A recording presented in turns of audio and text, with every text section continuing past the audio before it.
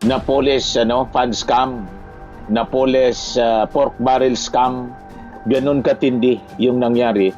Na alam naman natin po, si Janet Lim Napoles, hindi na ito tanong ng walang proof. May proof na mula sa COA mismo, mga kababayan. Ang tanong ngayon, kailan sasagutin ito ni Sara Duterte ng buong katapatan? So iyan ang malaking tanong, mga kababayan, ngayon. Kaya sabi po, Ridon cited COA proper decision ordering the return of about 73 million pesos from the Office of the Vice President's 125 million confidential funds spending noong December 2022. Pinapabalik na niya. He rejected arguments that the audit observation memoranda and notices of disallowance were merely preliminary. Nagbabagang mga balita at pagtalakay sa mga isyu ng lipunan. Bulsa! Opinyon, banat at paglalantad sa katotohanan. Bulsa! What you see is what you get. You decide. So, ang nangyari daw, mga kababayan, na paggasta ng confidential funds ni Sara, dinescribe ito ni Bicol Saro, party list representative Mary Ridon, at the same time House Prosecutor. Parang yung Napoles fund scam, Napoles pork barrel scam, ganun katindi yung nangyari. Na alam naman natin po, si Janet Lim Napoles. So ganun katindi yung modus na ginawa, mga kababayan, ng Office of the Vice President at saka ng DepEd sa pamumuno po ni Sara Duterte. So sabi dito sa balita, mga kababayan, 3 taong tanong na ito. Ngayon sumagot na ang ebidensya. So simula pa noong 2023, tinatanong na ang confidential funds, mga kababayan, ni Sara Duterte. So ngayong 2026, nasa Senado na ang sagot at hindi maganda ang resulta, mga kababayan. Ayon mismo ito sa Commission on Audit, inutusan na si VP Sara na ibalik ang 448 million pesos na dagdag pa sa naunang 73 million pesos na na-disallow na pondo ng gobyerno, pera ng bayan. Ngayon, sabi po ng COA Auditor, hindi sumunod ang Office of the Vice President sa requirements ng Joint Circular. Walang malinaw na paliwanag kung anong aktibidad ang pinaglaanan ng pera. Matindi po yung nadiskubre. May mga resibo na may mga peking pangalan tulad ng Mary Grace Piatos, Milky Sikuya na ipinakita mismo sa Senado. Hindi na ito tanong ng walang proof. May proof na mula sa COA mismo, mga kababayan. Ang tanong ngayon, kailan sasagutin ito ni Sara Duterte ng buong katapatan? So iyan ang malaking tanong, mga kababayan, ngayon. Kaya sabi po ni Prosecutor Terry Ridon, ang burden of proof niya nasa kampo na ng depensa. And sabi niya, ito yung nangyari na FundMess scam na to na nangyari ay kalintulad ng fund scam na kinasangkutan po ni Janet Lim Napoles, yung fertilizer scam. Kaya niya, ang burden of proof has shifted to Vice President Sara Duterte's defense to rebut the presumption arising from the alleged failure to properly account for her confidential funds. Tama, mga kababayan, ang sinabi kahapon ni Terry Ridon. So the burden of proof, the burden of evidence is already on the defense. The presumption exists today, sabi po niya. And for as long as it is unrebutted, sabi ni Terry Ridon, nandiyan ang ebidensya na nagpapatunay na talagang nalustay yung pera ng bayan. Ridon invoked item 8.3 of the Joint Circular number 2015-01, mga kababayan, which governs the release, use, and audit nitong confidential and intelligence funds. Under the provision niya, failure to liquidate public funds upon formal demand may create a rebuttal presumption that the unaccounted money niya was converted to personal use or benefit na bulsa. Madaling sabi, pag hindi ito na-counter, mga kababayan, sa pamamagitan ng pag-present ng proof na napunta sa tamang kinapuntahan ang pera ng bayan. Pag hindi niya, Ang ibig sabihin, talagang nabulsa. Commission on Audit State Auditor Roderick Wamil testified that the provision creates a presumption that the funds were converted to personal use or benefit. Yung taga-COA mismo yung nagsabi. Though he did not directly determine who ultimately benefited from them. Tingin ninyo, sino ang nagkinabang, mga kababayan nito? Ulaan ninyo kung sino. Sino-sino. Don, who chairs the House Committee on Public Accounts, said it was now up to Duterte's defense to explain and rebut the question transactions at saka audit findings. He rejected arguments that the audit observation memoranda and notices of disallowance were merely preliminary. Ridon cited COA proper decision ordering the return of about 73 million pesos from the Office of the Vice President's 125 million confidential funds spending noong December 2022. Pinapabalik na niya. Mayroon pong desisyon ang Commission on Audit, proper. Pinasasuli na po ang pangalawang Pangulo at ang kanyang mga kasama ng 73 million pesos para sa 2022 OBP confidential funds. Sabi po ni Ridon. Ridon also backed private prosecutor Lorna Caponan's description of the alleged misuse as a scam against the people. Yan ang totoo niyan, mga kababayan.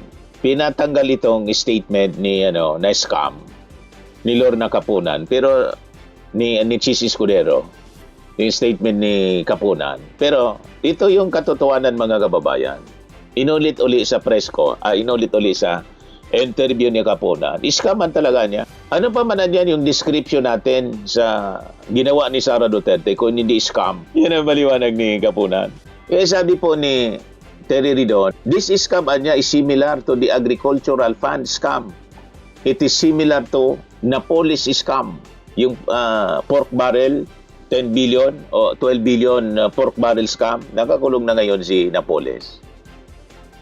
Caponan earlier said, the alleged misuse amounted to a scam because public money was supposedly spent for public purposes, different from those declared anya without adequate supporting documents, ginamit sa ibang bagay.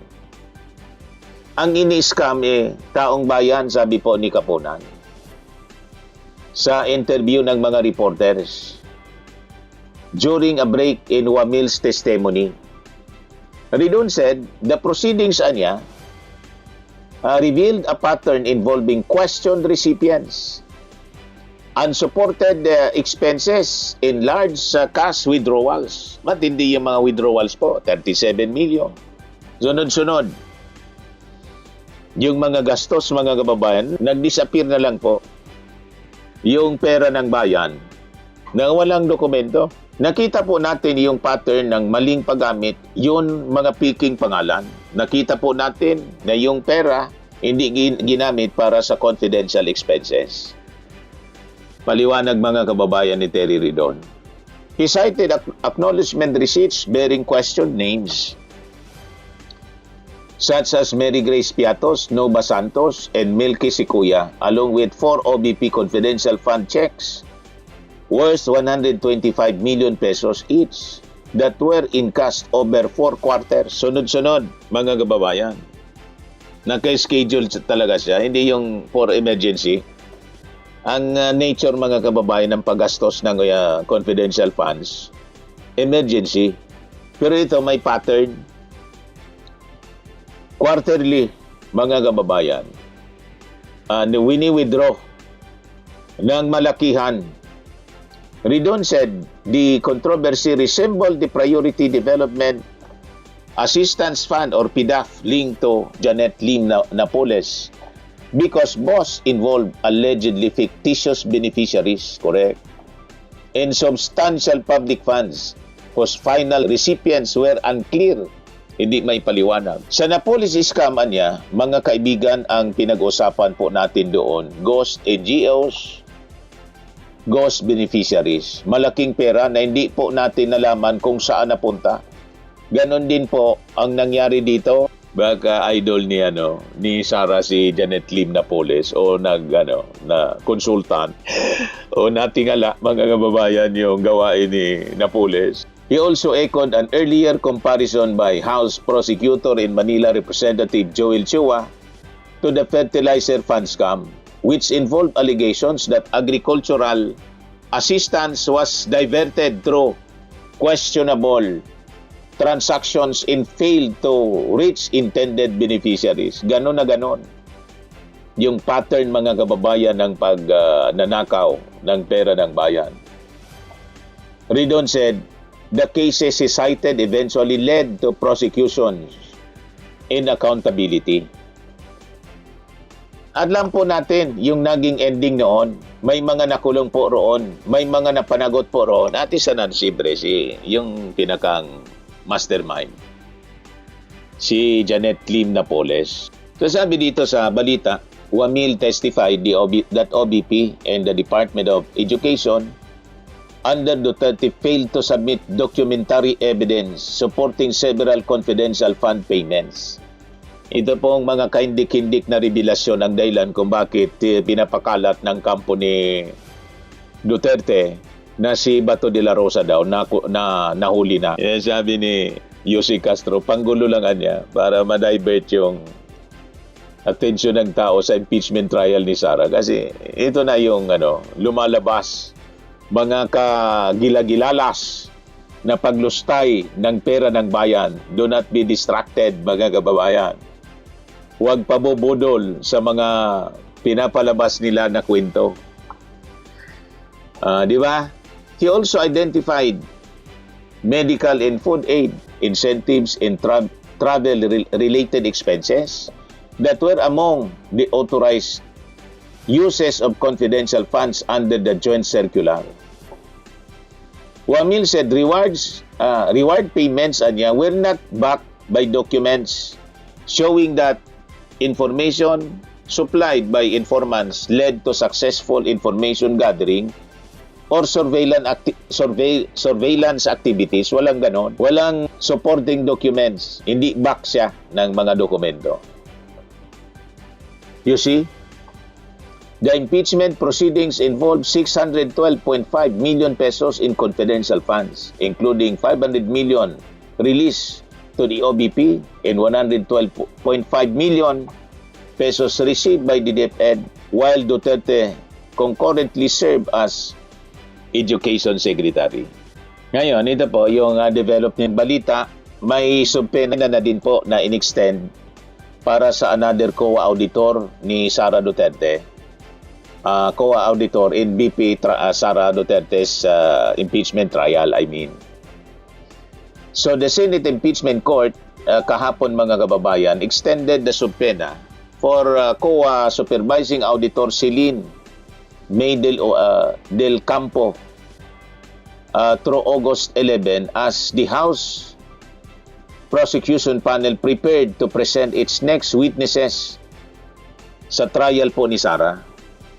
Presiding Officer Senator Chis Escudero directed the Clerk of Court to issue and the Senate and Sergeant at Arms to serve as a new subpoena requiring Del Campo, an auditor with the COA Intelligence and Confidential Funds Audit Office, na mag-appear mga kababayan sa August 5 ngayon saka sa August 11. So abangan natin ang mga susunod na revelasyon.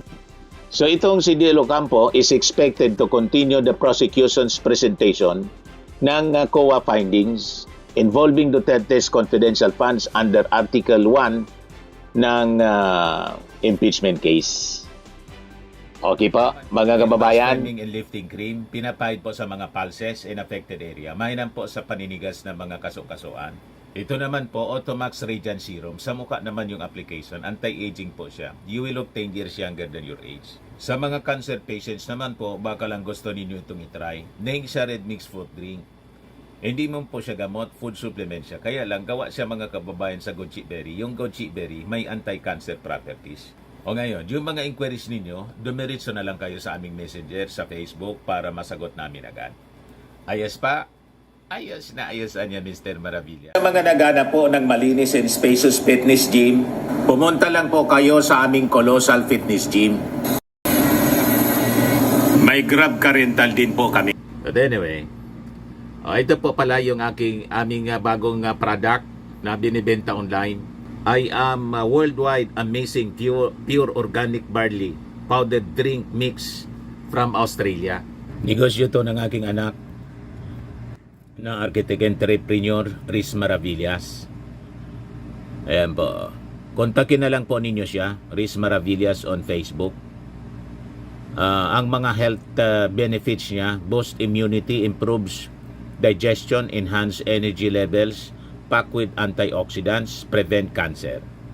Ito naman po yung bago naming product na binibenta online. Eye Glow Serum, whitening po siya. Tingnan ninyo yung epekto sa aking anak na architect before and now. Yung mga inquiries po ninyo, dumiretso na lang kayo sa kanyang Facebook account, Riz Maravillas.